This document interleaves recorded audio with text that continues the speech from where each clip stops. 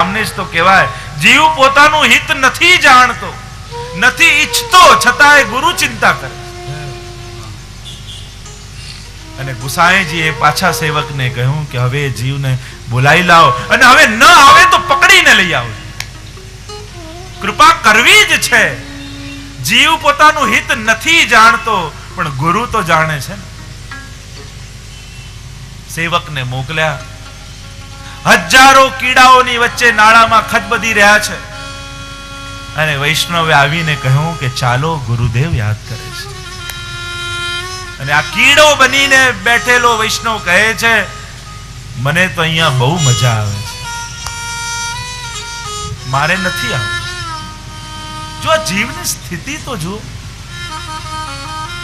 જીવની સ્થિતિ જુઓ. ક્યાં ગુસાઈજી કેવી કૃપા કરવા ઈચ્છે છે અને આ કેવી તુચ્છ વસ્તુમાં આનંદ માણી રહ્યો છે. અને ગુસાઈજીના શબ્દો યાદ આવ્યા, ના આવે તો પકડીને લઈ આવો. એ કીડાને ઉચક્યો ને એક ડબ્બીમાં બંધ કરી ગુસાઈજીના સેવક ગોકુલની તરફ ચાલ્યા. આવ્યા ગોકુલમાં. ગુસાઈજી યમુનાજીના તટ ઉપર બિરાજેલા છે. જ્યાં સેવકને આવેલો જોયું, ગુસાઈજીએ પૂછ્યું કે મારો જીવ ક્યાં છે? વૈષ્ણવે કહ્યું કે તો નતો આવતો અને આપની આજ્ઞા થઈ તો આ ડબ્બીમાં બંધ કરી કીડો બનીને જન્મ લીધો છે અને હું લઈ આવ્યો છું. અને આ ગુસાઈજી પરમ દયાળ કેમ કહેવાયા? ગુસાઈજીએ ડબ્બી લીધી, કીડો લીધો ને યમુનાજી પધરાવી દીધો અને ત્યાં જે નિત્ય લીલામાં પ્રાપ્ત થઈ ગયો. બોલો શ્રી ગુસાઈજી પરમ દયાળ કી જય. આ છે પરમ દયાળુતા. જે પોતાનું હિત નથી જાણતો એને શ્રી ગુસાઈજી કૃપા કરે છે. આ રીતે ચિંતા ગુરુને છે, ગુસાઈજીને છે કે આનો ઉદ્ધાર કેમ. આપણે બ્રહ્મ સંબંધ લઈએ છે, જીવ તો નિશ્ચિંત થઈ જાય છે, પછી ચિંતા પ્રભુ કરે, ગુરુદેવ કરે છે. આપણે તેમ બ્રહ્મ સંબંધ લઈએ તો બંધાઈ જઈએ, સેવા કરીએ તો બંધાઈ જવાય, સેવા પધરાય. આ બંધાવા માટે નથી, છૂટવા માટે છે. શરણાગતિ એ જીવની મુક્તિ છે અને ભગવાનનું બંધન છે. આપણે ઊંધું વિચારીએ. જેમ એક ગાય હોય, એને ખેડૂત છોડી દે ને આખો દિવસ જંગલમાં ફર્યા કરે.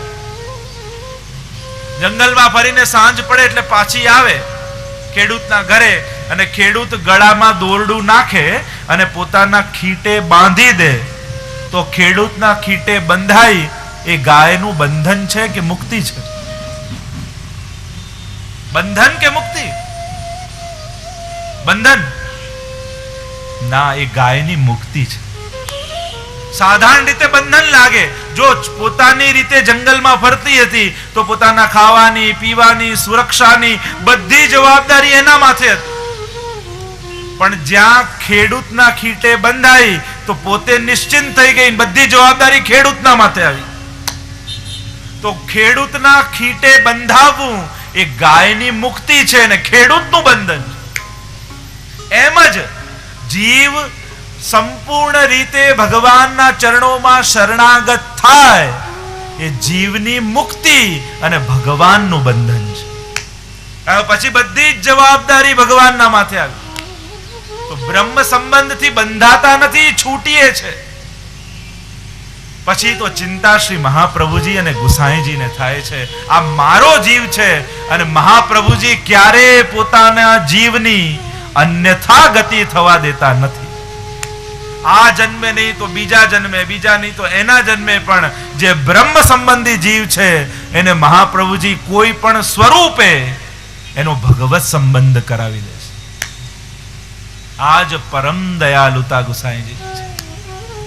પ્રગટ્યા પરમ દયાળ એમ ગાતા ગોપાલદાસજી ગાન કરતા બોલ્યા, વંદુ શ્રી વિઠ્ઠલ વર સુંદર નવઘન શ્યામ તમાલ જગતી તલ ઉદ્ધાર કરવા પ્રગટ્યા પરમ દયાલ શ્રી પુરુષોત્તમ स्वतंत्र क्रीड़ा लीला द्विज तनु धारी 7 दिवस गिरिवर कर धार्यो वासव वृष्टि निवारी श्री पुरुषोत्तम स्वतंत्र क्रीड़ा लीला द्विज तनु धारी 7 दिवस गिरिवर कर धार्यो वासव वृष्टि निवारी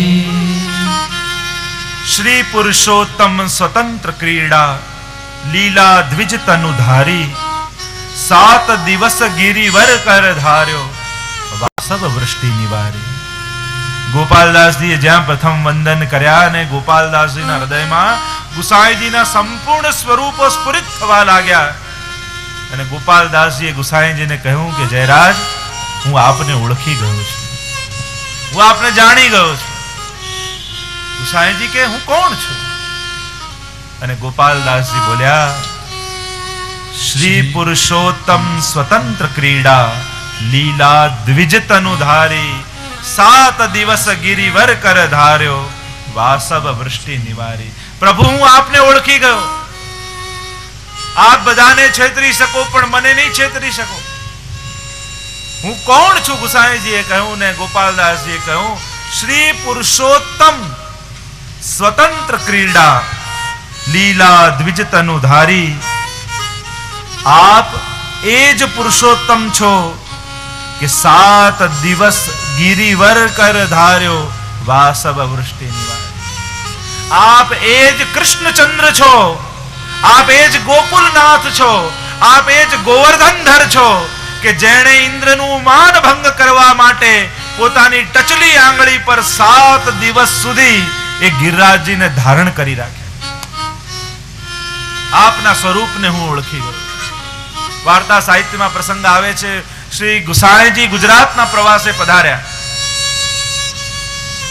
એક સ્થાન ઉપર મુકામ કર્યો અને ત્યાં આજે વૈષ્ણવનો મનોરથ છે અને સામગ્રી સિદ્ધ થઈ રહી છે. અનેક વૈષ્ણવો ત્યાં મહાપ્રસાદ લેવાના છે અને રસોઈ સામગ્રી સિદ્ધ થઈ રહી છે અને એટલામાં જોત જોતામાં વાદળો ઘેરાઈ આવે. ચારે ઓર કાળા કાળા વાદળો ઘેરાઈ ગયા અને વૈષ્ણવને ચિંતા થઈ કે જો વરસાદ પડશે તો બધી જ સામગ્રી બગડી જશે અને આ વૈષ્ણવ ભૂખ્યા પાછા જશે. શું કરવું?